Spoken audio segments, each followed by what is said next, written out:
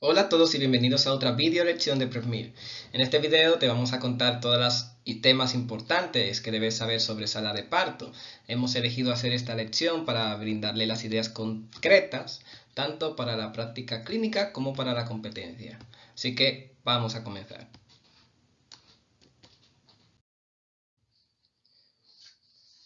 Muy bien, entonces aquí tenemos el índice de la lección, que aquí ustedes lo pueden ver: trabajo de parto, pelvimetría, manejo del dolor en la sala de partos, laceraciones perineales y episiotomía, ultrasonido en la sala de partos, indicaciones para el parto operatorio, indicaciones para la cesárea. Así que continuemos. Primero, mano de obra. Y aquí en el trabajo de parto, pues primero hay que empezar a hablar de parto y se define como un conjunto de fenómenos que provocan el alisamiento y la dilatación del cuello uterino, también posteriormente el descenso del feto al canal del parto. Por lo tanto, se dice que una mujer está en trabajo de parto cuando hay contracciones uterinas regulares y dolorosas asociadas con la dilatación cervical. La subdivisión del parto, universalmente utilizada, que es la anglosajona, incluye las tres etapas diferenciadas. Primero tenemos una primera etapa que incluye los periodos de prodrómico y dilatador y comienza con el establecimiento de contracciones uterinas de frecuencia, intensidad y duración suficientes para determinar el alisamiento y la dilatación cervical. Este periodo es importante desde un punto de vista práctico para decidir si ingresa a la mujer en la sala de partos. Y es necesario verificar que las contracciones sean efectivas, es decir, que sea un parto activo, que sea de 3 a 5 contracciones cada 10 minutos. Y de hecho, les recuerdo que hablamos de taquisistolia con más de 5 concentraciones en 10 minutos por un periodo de al menos 30 minutos. En la primera etapa vemos que el alisado y la dilatación ocurren de manera diferente en mujeres nulíparas y en mujeres multíparas. En las mujeres nulíparas, los cambios se producen según una sucesión muy distinta. El cuello uterino permanece conservado y no presenta dilatación, o al menos una dilatación significativa hasta el inicio del parto. Y en este punto se dilata el orificio uterino interno, lo que determina el alisado del cuello. Finalmente, el orificio uterino externo también se dilata. Ya en la nulípara, el alisamiento y la dilatación ocurren casi simultáneamente. Una vez finalizado este periodo de dilatación, pasamos a la segunda etapa, que comprende un periodo expulsivo y comienza cuando se completa la dilatación y finaliza con la expulsión del feto. Posteriormente tenemos la tercera etapa, que comienza con la expulsión del feto y finaliza con la expulsión de la placenta y las membranas. Entonces, analicemos ahora la evolución fisiológica de la primera etapa de parto, es decir, el periodo necesario para alcanzar una dilatación cervical completa de 10 centímetros. La fase latente corresponde a la fase en la que el paciente o la paciente tiene la percepción de la actividad contráctil uterina y finaliza cuando se alcanza una dilatación de 5 o 6 centímetros. La fase activa, sin embargo, comienza cuando se alcanza esa dilatación y finaliza cuando alcanza una dilatación cervical completa. Esta segunda fase se puede dividir en tres pasos: una fase de aceleración, una fase de meseta y una fase de desaceleración. En la fase activa del parto, la velocidad de la dilatación se vuelve fundamental. Para que se considere normal, debe hacer una dilatación de al menos 1,2 centímetros por hora en mujeres nulíparas y en multíparas 1,5. Por lo tanto, comprende que es importante definir el momento de la transición de la fase latente a la fase activa, ya que la fase latente tiene una duración variable y no es necesaria una progresión constante de dilatación. El parto distoico requiere un manejo activo por parte del ginecólogo y veremos y veremos este aspecto más adelante en detalle.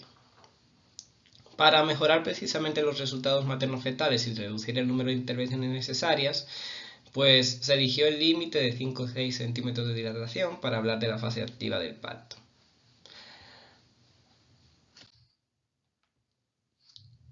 Según encontramos en uno de los trabajos más importantes sobre el tema,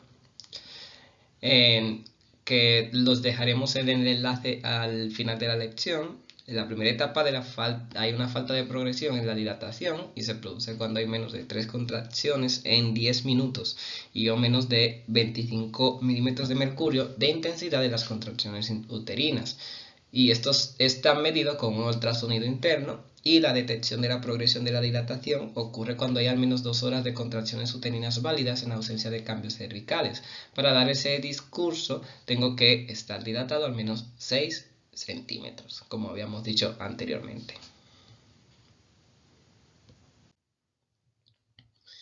¿En qué consiste el manejo activo de la primera etapa de la sala de parto? Muy bien. Aquí lo que quiere decir es, bueno, vamos a reformular la pregunta. ¿Qué maniobras podemos implementar cuando la dilatación cervical no avanza a la velocidad adecuada? Pues se puede proceder a una amniorexis, que se puede proceder a una rotura de membranas en la sala de partos, y se puede iniciar la perfusión oxitóxica, o si en estas intervenciones son ineficaces, será aconsejable realizar una cesárea después de las 12 horas de sala de parto, es decir, una duración máxima establecida para un parto. Para finalizar la primera etapa de parto, pues adjunto este diagrama de flujo del 2023 en la American Journal of Obstetrics and Gynecology, que describe lo que hemos dicho hasta ahora. Hemos llegado, por tanto, a la segunda etapa de parto, es decir, el periodo comprendido entre la dilatación cervical y el nacimiento del feto.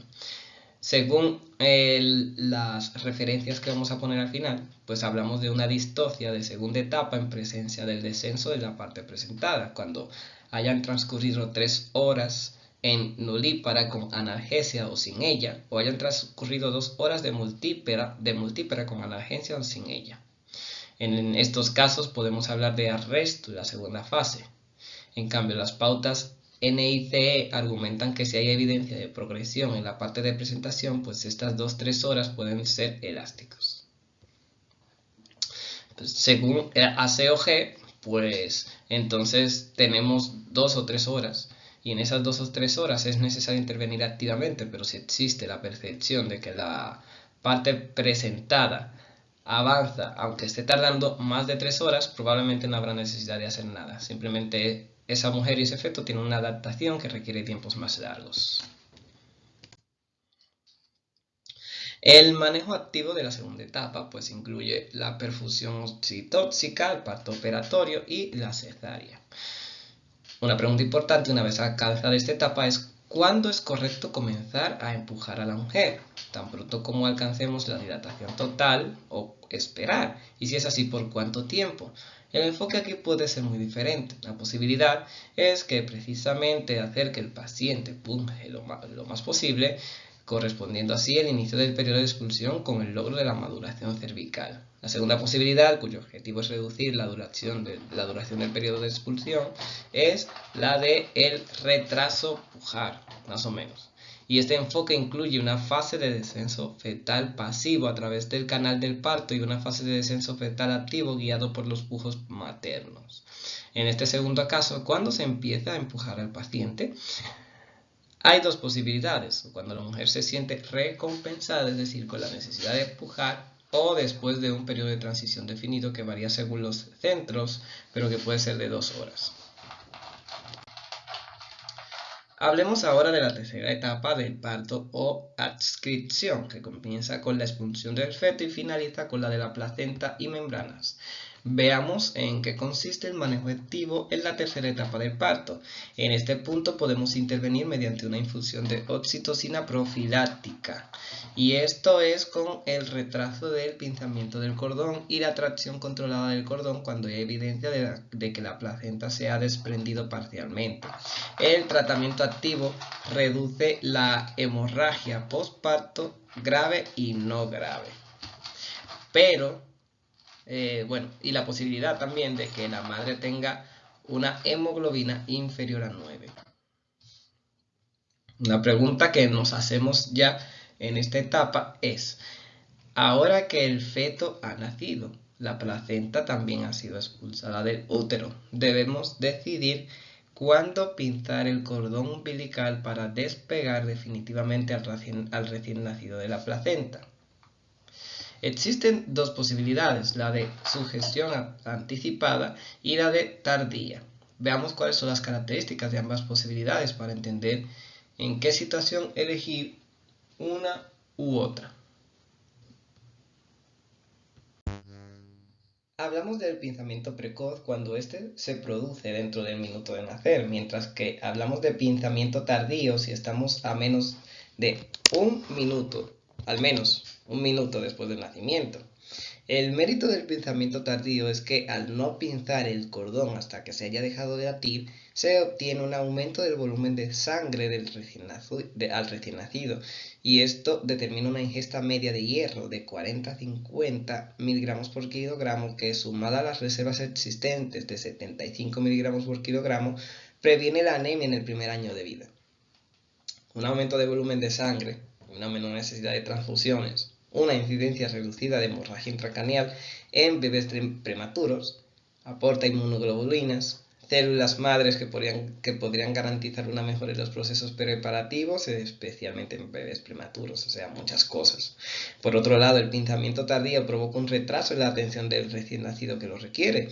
Puede causar policitemia en el recién nacido, también especialmente en casos de diabetes materna, en el que ya el parto de una condición de policitemia en el recién nacido está causada. Y bueno, también en casos en el que recién nacido puede haber implementado estrategias de adaptación, incluida la policitemia. Y la conclusión sobre el momento del pinzamiento del cordón umbilical es que no hay evidencia suficiente para respaldar ninguna de estas prácticas en recién nacidos a término en los países industrializados, porque es preferible retrasarlo. Y bueno, hay una reprimición también en recién nacidos prematuros, especialmente debido a la reducida incidencia de hemorragia intraventricular.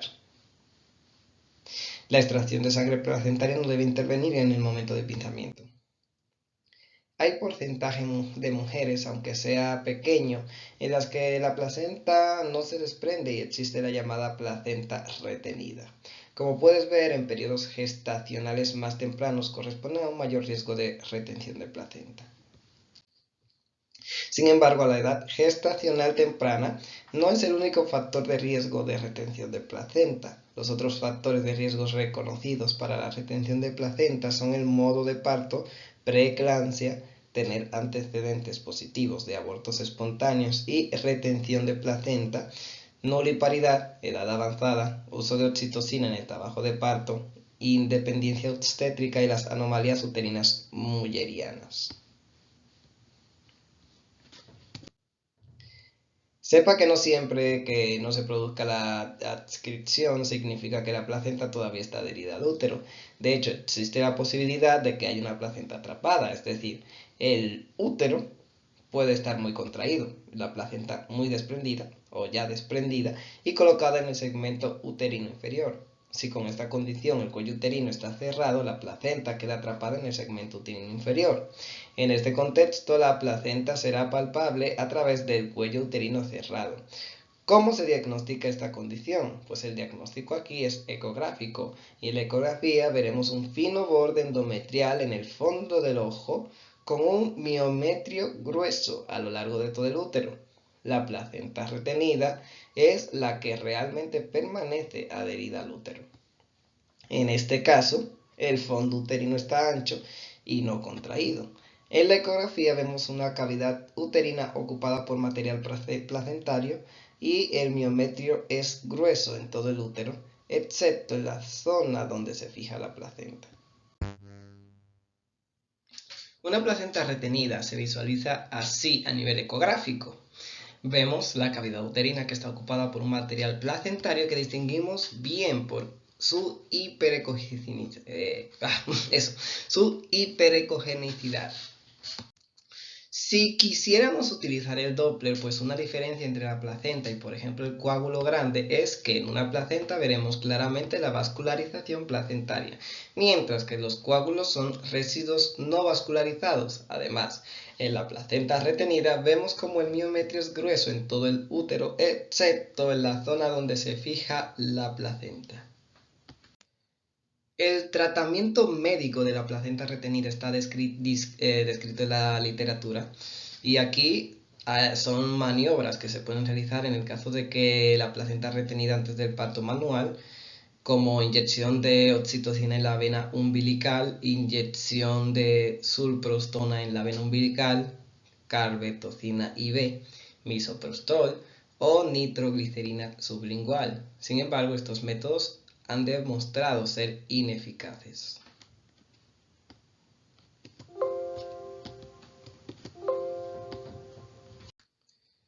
La adscripción manual es lo que hay que hacer en estos casos. Para hacerlo hay que entrar por el cuello uterino, saber dónde está la placenta siguiendo el cordón umbilical, entrar en la interfaz entre la placenta y la pared uterina y con la otra mano sujetar el fondo del útero, porque si no, con ese útero que está muy laxo, acaba de parir y está en riesgo de atonía si avanzas con la mano en ese caso. Y puedes perforar el útero. Entonces en este punto es necesario rodear la placenta y separarla lentamente por completo sin romperla al intentar sacarla entera.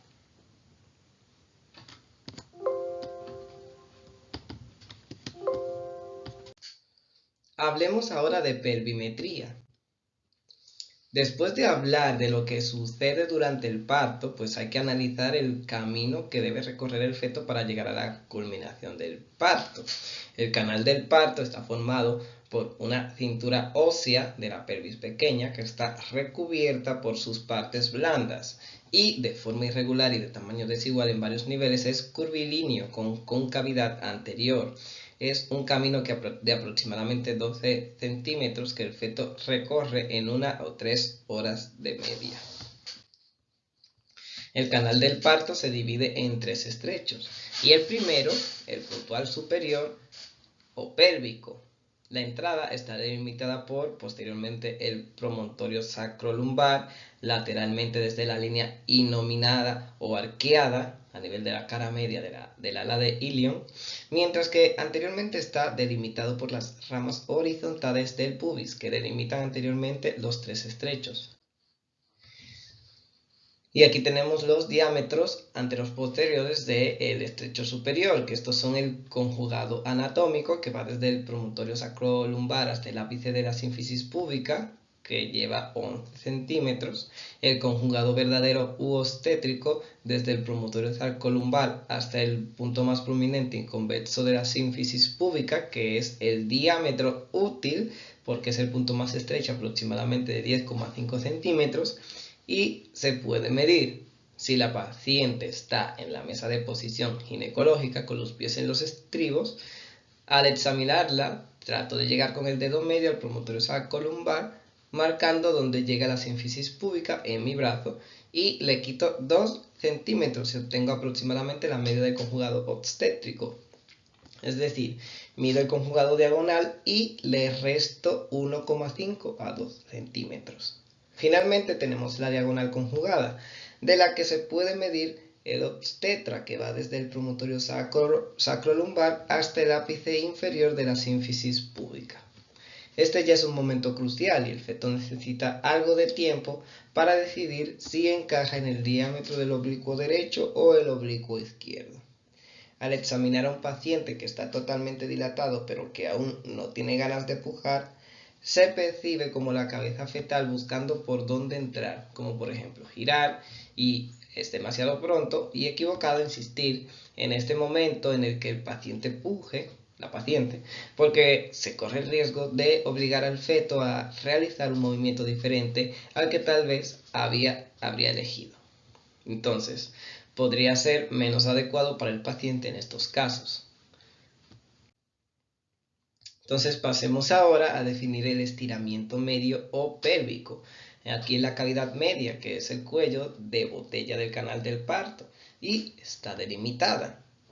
posteriormente por la tercera cuarta vértebra sacra, lateralmente por las espinas isquiáticas y anteriormente por el margen inferior de la sínfisis púbica. Debido a la presencia de las espinas isquiáticas, su diámetro limitante es transversal, también llamado bispinoisquiático o interespinoso, por lo que el feto lo va a atravesar colocándose en una posición para explotar el diámetro anterior-posterior, que es más ancho. Y el diámetro interespinoso es aproximadamente de 10 a 11 centímetros y este diámetro es un parteaguas, ya que una vez que el feto supere ese estrecho medio, sabemos que podrá nacer vaginalmente. Tenemos la estructura inferior o la salida pélvica, que está delimitado por posteriormente el coxis, que es luxable lateralmente desde las tuberosidades isquiáticas y las ramas isquiopubianas, y anteriormente desde el vértice del arco subpúbico. También en este caso, como en el estrecho medio, el diámetro límite es transversal entre las tuberosidades isquiáticas. El estrecho inferior no plantea problemas de paso, ya que es ancho y ampliable gracias a la laxitud del coxis. Abordemos ahora el tema del manejo del dolor en la sala de partos. Aquí el dolor en el parto se debe esencialmente a tres factores. Primero, contracciones uterinas que causan isquemia del miometrio, lo que resulta en la liberación de potasio, bradiquinina, histamina, serotonina. También tenemos un estiramiento, distensión y alisado del segmento uterino inferior y del cuello uterino, que estimula los mecanorreceptores. En el momento del periodo expulsivo tenemos un estiramiento y una distensión del perineo. Hay dos componentes del dolor. Tenemos un componente visceral, que es el del parto, y este se identifica por una transmisión lenta, dolor generalizado, y esto varía de mujer a mujer, evoca una respuesta del sistema nervioso autónomo y por tanto puede bloquearse con un bloqueo a nivel del sistema nervioso central. Tenemos un componente somático, que es el del parto, se transmite rápidamente, el dolor se localiza en la zona perineal y de hecho se correlaciona con su distensión. En las mujeres se acompaña de un deseo de pujar y es poco sensible al bloqueo del sistema nervioso central. Tenemos el componente visceral, se transmite por las raíces nerviosas entre T10-L1, mientras que el componente somático se transmite por las raíces entre S2 y S4. Y aquí tenemos la partoanalgesia. Tenemos la solicitud del paciente, que es en la dirección. Y la contraindicación es el rechazo de la mujer, hipotensión severa, coagulopatía, tratamiento con una heparina de bajo peso molecular durante menos de 2 horas, bacteriemia no tratada, infección local o sistémica, presencia de tatuajes en la zona, hipertensión intracraneal. En cuanto a los diferentes tipos de analgesia del parto, existe la epidural, que esta es para la que se introduce un catéter en el espacio epidural lumbar, o sea L3, L4, y un anestésico local, por ejemplo una aporina. También un opioide, por ejemplo el sufentanilo, o ambos. La epidural es un tipo de anestesia locorregional central que, a diferencia de la espinal, consiste en la inyección de un anestésico en el interior del espacio subaracnoideo entre el periostio y la dura madre. Esta técnica de analgesia del parto se utiliza habitualmente en el trabajo de parto porque no comprende la movilidad de las extremidades.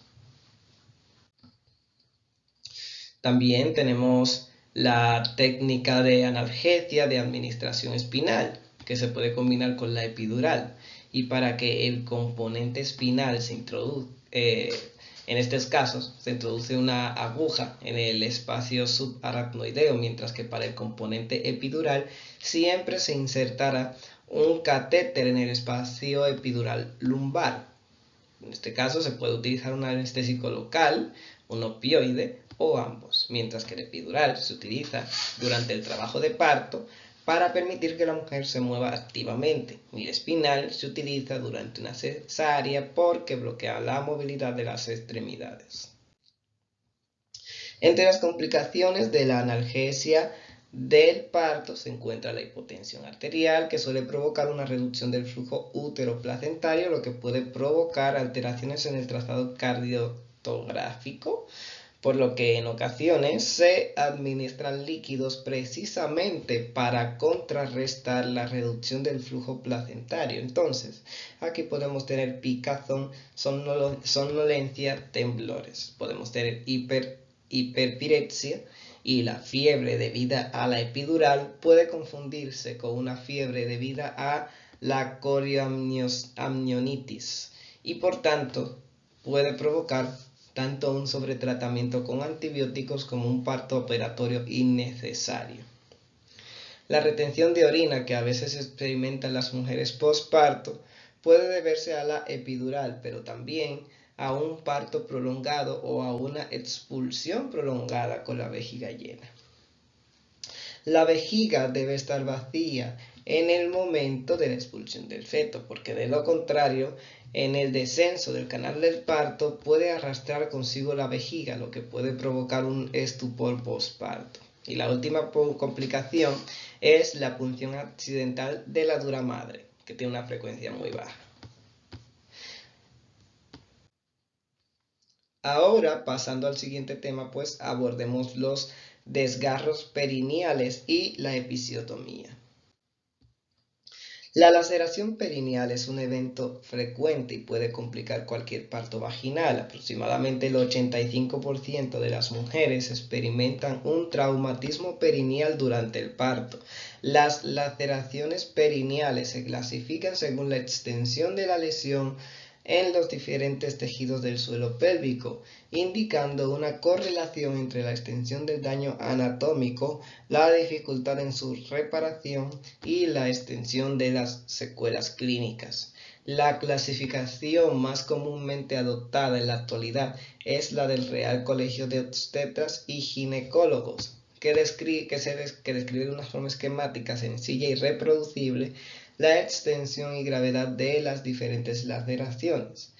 Esta clasificación, ahora universalmente adoptada, se considera en este caso la afectación del complejo del esfínter anal como un criterio de gravedad de la laceración. Aquí tenemos la clasificación de las laceraciones perineales según Royal College. Tenemos primer y segundo grado, que son un evento frecuente en el parto vaginal. Promedio del 80% de las laceraciones perineales espontáneas son lesiones perineales de primer y segundo grado. Las mayores conllevan una mayor pérdida de sangre y la persistencia del dolor perineal en el curso puerperal y un mayor riesgo de dehiscencia o infección en la herida. Y a largo plazo se asocian con mayores tasas de incontinencia anal y de disparenuria. Los factores de riesgo de desgarros perineales, al menos los graves, son nuliparidad, etnia asiática, antecedentes positivos de laceraciones graves en partos anteriores, peso fetal elevado a nacer, episiotomía mediana, prolongación de la segunda etapa del parto más allá de 2 horas, nacimiento apresurado, persistente occipito, posición posterior, parto operatorio, distocia de hombros. Es posible identificar algunos elementos que preexisten en el parto, como la nuliparidad, la etnia, antecedentes de laceraciones graves o la sospecha de un peso fetal elevado al nacer.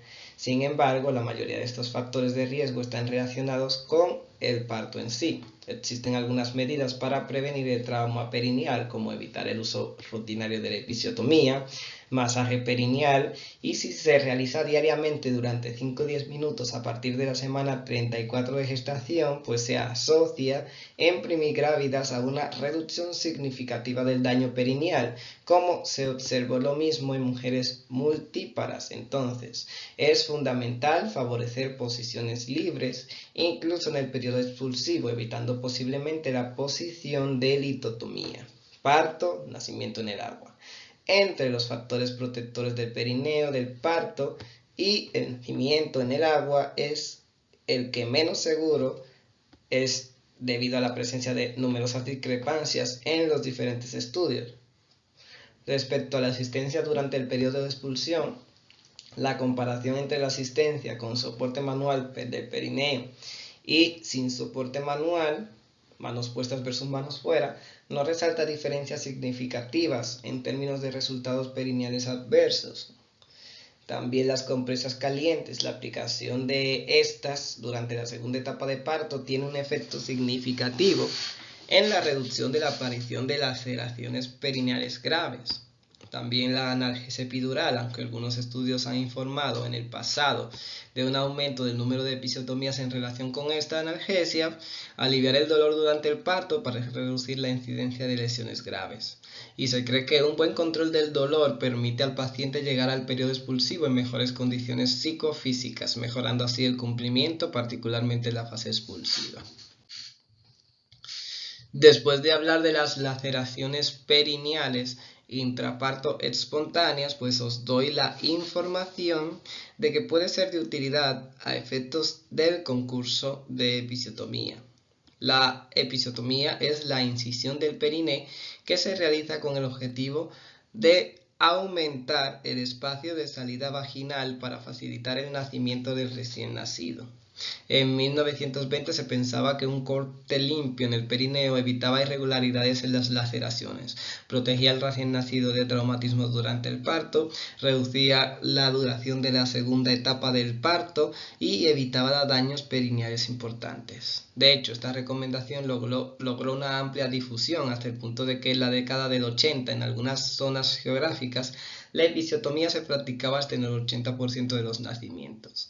En el mismo periodo, sin embargo, los beneficios de esta incisión comenzaron a ser cuestionados en los años 2000. Algunos metaanálisis resaltaron que en realidad un uso restrictivo de esta técnica conduce a menos trauma perineal, menos necesidad de puntos, mejor curación a corto plazo con el mismo dolor, menos incontinencia urinaria, disparenuria y laceraciones de alto grado. Por recomendación de la OMS en 2008, se llegó a la conclusión de que la episiotomía debería ser una herramienta que debería limitarse al 15% de los nacimientos. Su uso sistemático, de hecho, no se asocia con ninguna reducción del dolor, disparinuria y no es beneficioso para prevenir la incontinencia urinaria y fecal.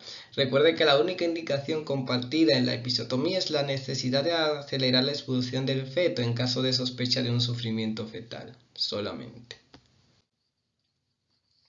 Obviamente existen circunstancias en las que se puede recomendar la episiotomía. De hecho, existen numerosas indicaciones maternas. Por ejemplo, la estructura del perineo o conformación pueden sugerir al operador la necesidad de realizar una episiotomía tanto para permitir el parto, que de otro modo se dificultaría, como para evitar las laceraciones graves. En este caso, en pacientes con una distancia anal vulvar reducida, tejidos tenaces y demasiado resistentes, con laceraciones previas en un grado superior a 2 grados, con tejido perineal muy edematoso y frágil, y finalmente a las que les ha realizado una infibulación. También existen indicaciones fetales como una prematuridad, sospecha de macrostomía fetal y en presencia de posiciones anómalas del feto o nuevamente detención de la progresión de la parte de la presentación. Y si se cree que la expansión de los tejidos blandos maternos puede favorecer el flujo de salida de un sufrimiento fetal y en este caso de sospecha de sufrimiento fetal, que recordemos es la única indicación universalmente aceptada para la episiotomía. Respecto al parto operatorio vaginal, incluso en el caso del parto operatorio, pues no existe evidencia clara sobre el uso rutinario de la episiotomía. Sin embargo, las directrices internacionales recomiendan considerar la episiotomía mediolateral para ayudar al parto operatorio. Igualmente controvertido es su uso en caso de distocia de hombros, porque la episiotomía ni la previene ni la mejora el resultado. Su ejecución queda a criterio del médico y las guías internacionales, sin embargo, afirman que la episiotomía mediolateral está indicada para facilitar las maniobras de desvinculación, como en el caso de la maniobra de Jacqueminot. Veamos ahora las diferentes técnicas para realizar una episiotomía. Tenemos la mediana, que se realiza dentro de unos 3 milímetros de la línea media de la horquilla vaginal, posterior con la dirección de la incisión para formar un ángulo de 0 y 25 grados con respecto al plano sagital. Tenemos la mediana modificada, como la mediana, pero con 2 cortes transversales en derecha y en izquierda al final de la incisión. También tenemos la episiotomía en forma de J y se realiza dentro de los 3 milímetros de la línea media de la horquilla vaginal posterior con la dirección mediana en la incisión, y en su porción terminal se desvía con una J hacia la tuberosidad isquiática. Entonces, la media lateral se realiza en los 3 milímetros y se dirige lateralmente al menos 60 grados desde la línea media. Tenemos la lateral, que es el origen de la incisión, está a más de 10 milímetros de la línea media de la horquilla posterior y se dirige lateralmente hacia la tuberosidad isquiática. Y tenemos las laterales radicales, que el origen de la incisión está a más de 10 milímetros de la línea media y se dirige lateralmente hacia la tuberosidad isquiática y alrededor del recto. Tenemos 2 técnicas en las que recomiendo que te centres, y son la mediana para mediana. Existen diferencias entre estas 2 técnicas. La reparación quirúrgica es más fácil en la mediana que en la paramediana. La mala cicatrización es muy rara en la mediana y es más común en la paramediana, especialmente si se ha reparado incorrectamente. El dolor, especialmente el posterior, en el posparto, durante las relaciones sexuales, es mínimo en el mediano y es más frecuente en el paramediano. El resultado anatómico es excelente en la mediana y ocasionalmente malo en la paramediana, entre otras.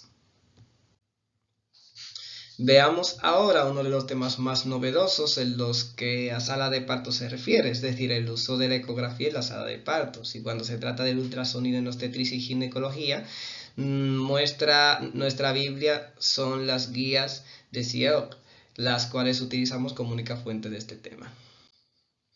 Y tenemos que aquí que una de las grandes ventajas de la ecografía es que nos permite ver y medir lo que antes solo podíamos evaluar subjetivamente con los dedos.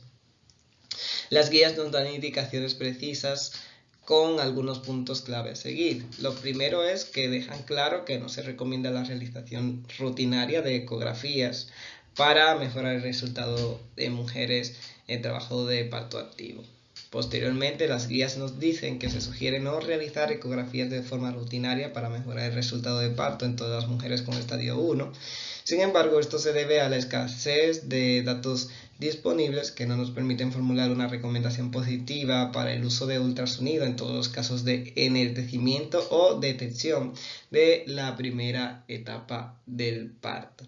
De hecho, su ejecución puede ser de ayuda para el médico en el manejo del parto y la formulación del pronóstico del parto si la sala de parto está equipada con un ecógrafo y existe una formación específica para el uso de la ecografía en el parto. Por ejemplo, la ecografía permite reconocer la presencia de posición occipito posterior, lo que se asocia con una mayor probabilidad de cesárea. Son 38 versus un 17%. ¿Y qué significa esto? El occipito posterior, pues quiere decir que el feto, como se ve en la imagen, tiene un occipucio mirando hacia la parte posterior de la pelvis materna. Es decir, cuando la mujer está en decúbito supino, pues el feto mira hacia arriba. La evaluación del grado de afectación de la cabeza fetal, medible con ecografía, determinando la cabeza del perineo. La distancia y el ángulo de pregresión se asociaron en estas pacientes con el modo de parto. Los valores de distancia de cabeza perineal mayores a 50 milímetros y el ángulo de progresión menor a 100 grados se asocia con una mayor incidencia de cortes en cesáreas. Ahora vamos a centrarnos en cuáles son estos parámetros de los cuales acabamos de hablar. La distancia cabeza-perineo es la distancia más corta medible entre la sonda colocada transversalmente en el perineo, entre los labios mayores y la parte más profunda del hueso del cráneo fetal. Representa la parte del canal de parto que aún no ha sido atravesado por la cabeza fetal. Y cuanto más ocupada esté la cabeza, pues menor va a ser esta distancia. Una distancia cabeza-perineo inferior a 4 centímetros es tranquilizadora. El ángulo de progresión, por su parte, pues corresponde a un ángulo formado por el eje longitudinal de la sínfisis púbica y una línea en la parte borde inferior de la sínfisis y pasa tangencialmente hasta la parte más distal de la cabeza fetal. Y el descenso de la cabeza fetal aumenta en el canal del parto. Avanzando en las etapas del trabajo de parto, pues las guías actuales sugieren no realizar ecografías de forma rutinaria para mejorar el resultado de parto en todas las mujeres con una prolongación o detención de la etapa 2 del trabajo de parto. Sin embargo, incluso en este caso los datos son todavía limitados y por lo tanto no nos permiten formular una recomendación positiva sobre el uso de la ecografía para mejorar los resultados del parto en el caso del estadio 2 prolongado. De hecho, su ejecución puede ser de ayuda para el médico, tanto para una mayor precisión en la definición de la posición y una posición en el feto, como en una formulación del pronóstico del parto. Por ejemplo, se ha demostrado que la dirección hacia arriba del extremo cefálico en el occipito anterior durante el pujo se asocia con un 80% de probabilidad de parto vaginal, mientras que las direcciones transversales o hacia abajo tienen una menor probabilidad de lograr un parto vaginal. Además, tenemos que en mujeres en la segunda etapa del parto, en la que está indicado un parto operatorio, cuando el operador, luego de la evaluación clínica, no está seguro de la posición del occipucio fetal y no existen condiciones de emergencia, nuestras guías sugieren realizar la ecografía. De hecho, en un estudio, la aplicación de la ventosa obstétrica es más precisa y más cercana al punto ideal de aplicación. Entonces, en la fontanela a lo largo de la sutura sagital, cuando el operador también utiliza el método de ultrasonido en comparación con la clínica sola. Siguiendo con el tema del parto operatorio, la literatura nos muestra cómo un occipucio signo para los fetos en occipicio anterior, es decir, con el occipucio fetal mirando anteriormente hacia la sínfisis púbica materna, y la frente signo en fetos occipito posteriores, se correlaciona con el éxito del parto operatorio. El signo occipital se define como la visualización de todo el contorno del cráneo fetal, que incluye la prominencia del occipucio distal a la sínfisis. ¿Ves cómo en la imagen A y C el signo del occipucio no está presente? ¿Sabes? Sino que el contorno del cráneo del feto está incompleto porque la cabeza está parcialmente por encima de la sínfisis.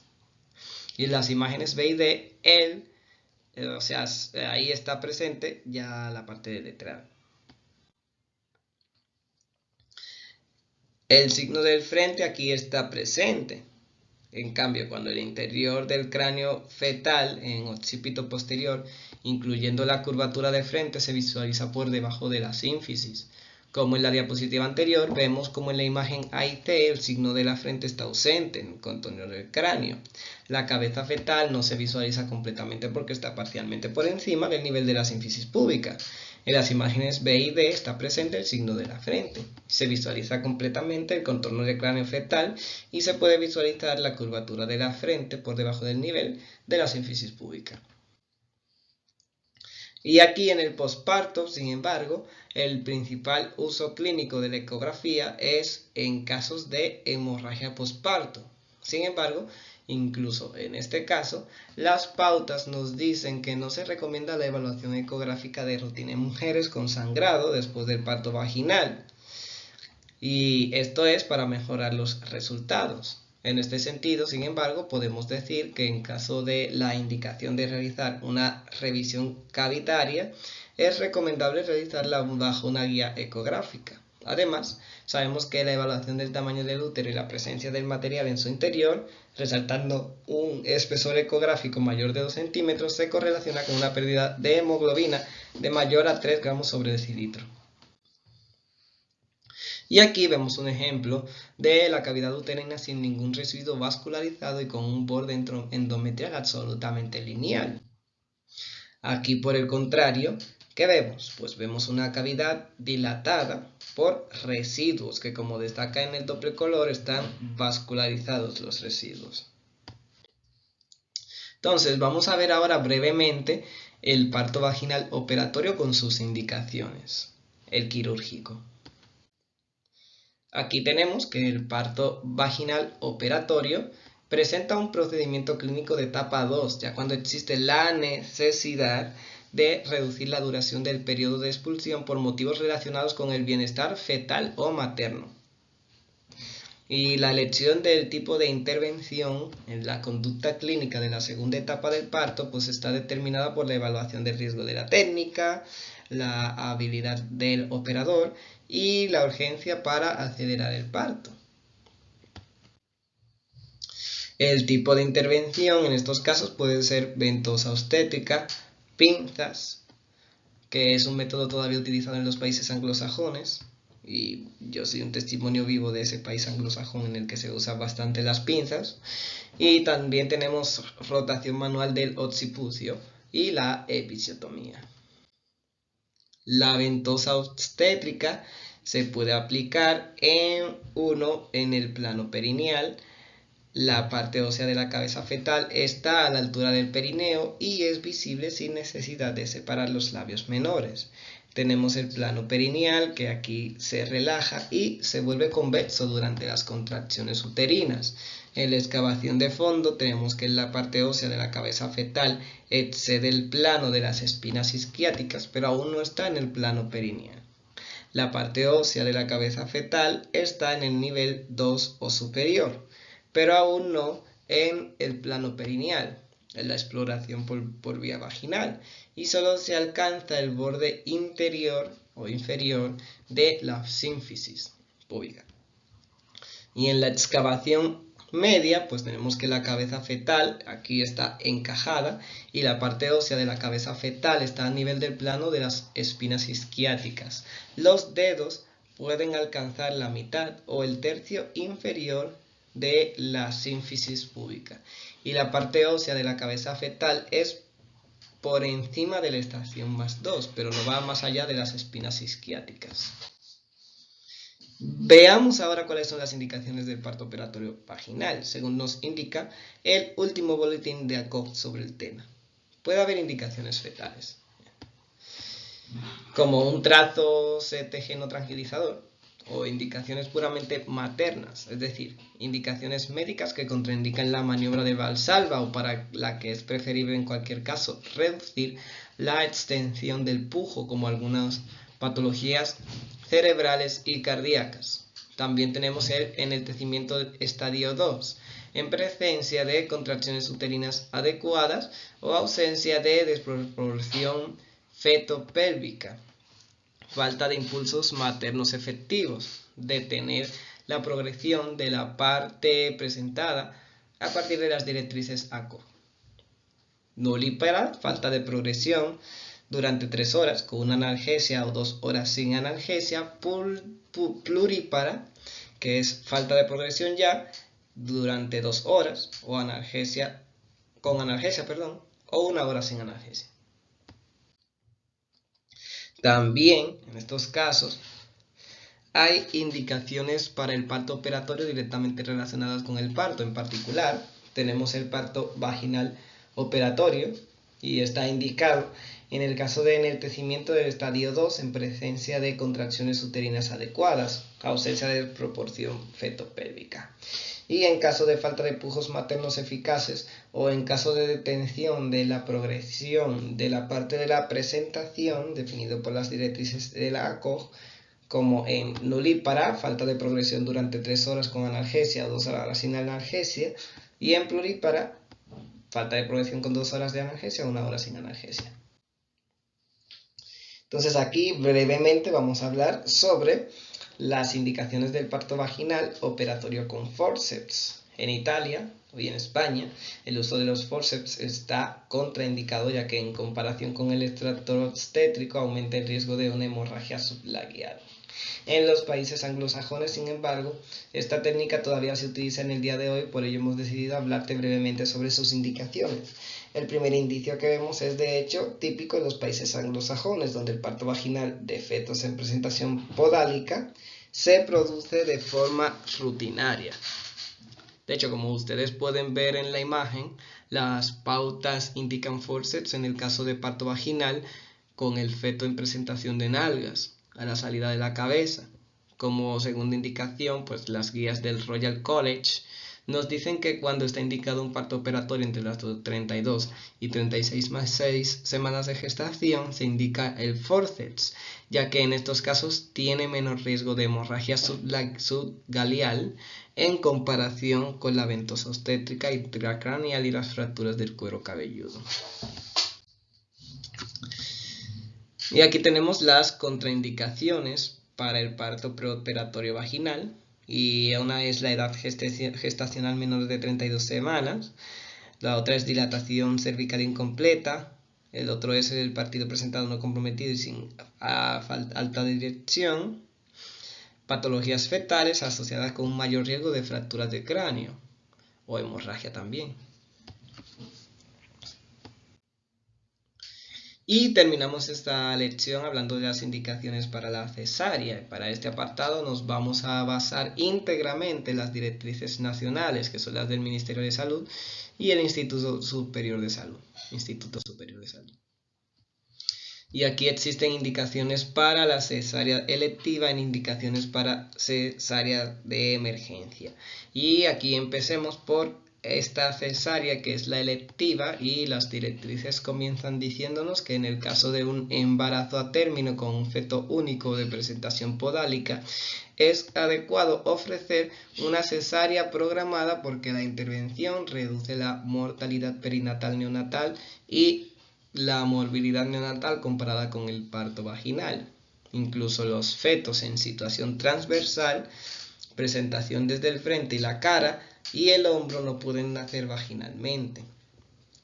Tenemos embarazos gemelares bicoriónicos diamnióticos a término con presentación cefálica de ambos gemelos. En ausencia de factores de riesgo, se recomienda el parto vaginal como una efectividad de la cesárea para reducir la mortalidad y la morbilidad neonatal. En los embarazos gemelares dicoriónicos diamnióticos, de los que uno de los gemelos no tiene presentación cefálica, no hay pruebas concluyentes disponibles que respalden la eficacia de la cesárea para reducir la mortalidad y la morbilidad neonatal.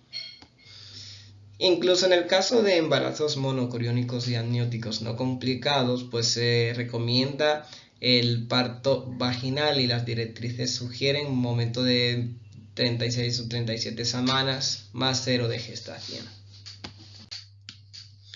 También realizaremos una cesárea en caso de 2 o más cesáreas previas o una cirugía previa en el útero con una entrada a la cavidad endometrial. También por patología materna grave como paraplegia o alteraciones uterinas como miomas previos, pelvis maternas que impidan el paso del feto al canal de parto. Ahora, pensemos en las indicaciones basadas en factores puramente mecánicos, es decir, ¿cuándo debo tener dudas de que el feto no se enganchará o no va a salir, o no va a haber un despojo fetopélvico? Pues por este motivo, ¿tengo alguna indicación para programar una cesárea? Pues al respecto, algunas guías nos dicen que la pelvimetría, la altura materna y la estimación de las medidas fetales no son medidas predictivas de la falta de progresión de la parte que se presente en el parto. Por tanto, no deben utilizarse como único criterio para decidir cómo llevar un trabajo de parto. Ahora, ¿qué pasaría si la mujer también tuviera diabetes? Pues la diabetes pregestacional y gestacional no representan por sí misma una complicación de cesárea. Sin embargo, en el caso de un feto con un peso estimado mayor a 4.500 gramos, pues se recomienda cesárea a partir de las 38 semanas de gestación. En cuanto a la transmisión vertical de infecciones intraparto, pues se recomienda la cesárea programada pues, a mujeres con infección primaria por herpes simple genital que presente lesiones en el tercer trimestre o en el momento del parto, ya que la intervención reduce el riesgo de infección neonatal por el mismo. La cesárea no debe realizarse antes de las 39 semanas de gestación y no se recomienda una cesárea programada a mujeres embarazadas con hepatitis C o B, ya que produce el riesgo de transmisión del virus de la madre al recién nacido. Sin embargo, se recomienda la cesárea programada en casos de coinfección con VIH y VHC en mujeres que no reciben la terapia antirretroviral en gran cantidad. En el caso de pacientes portadoras de VIH se recomienda una cesárea programada a las 38 semanas para prevenir el parto y la ruptura de membranas en caso de una terapia antirretroviral de una gran actividad. Entonces, se puede ofrecer el parto a mujeres en tratamiento antirretroviral de gran actividad con una carga viral plasmática menor de 50 copias mililitro.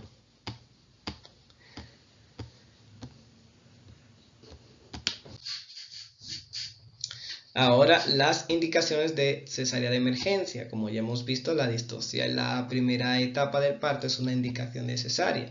En concreto, en la primera etapa recurriremos a la cesárea cuando exista una desaceleración de la dilatación cervical en presencia de factores indicativos de desproporción, malposición fetal, infecciones, especialmente corioamnionitis, u otros factores que puedan inhibir el correcto progreso de la gestación, o la mano de obra, o en su defecto el caso de la falta de respuesta de perfusión oxitóxica. Sin embargo, en el caso de detección de la dilatación cervical, intervendremos con una cesárea si está presente un factor que probablemente pueda ser la causa de distocia, en algunas de estos, en el caso de no responder a los oxitóxicos. En la segunda etapa del trabajo de parto, sin embargo, pues vamos a realizar una cesárea en caso de fracaso en la parte de presentación o falle la progresión o detención en la parte de presentación, o después de que al menos 2 horas del flujo efectivo de mujeres multíparas y al menos 3 horas en mujeres nulíparas con epidural, que ya lo habíamos visto antes. Otras indicaciones de cesárea de emergencia son cambios en el trazado cardiotocográfico, desprendimiento prematuro de la placenta, colapso del cordón umbilical, placenta previa con sangrado intenso, falta de inducción al parto y por último la hipertensión gestacional, la preeclampsia o la eclampsia también son indicaciones de cesárea urgente en casos graves, y es decir, en los casos en los que el bienestar materno está tan alterado que ni siquiera tenemos tiempo de intentar primero la inducción del parto. Entonces, para más información, también aquí se tienen los QR relacionados con las pautas que nos hemos referido para la creación de estas diapositivas.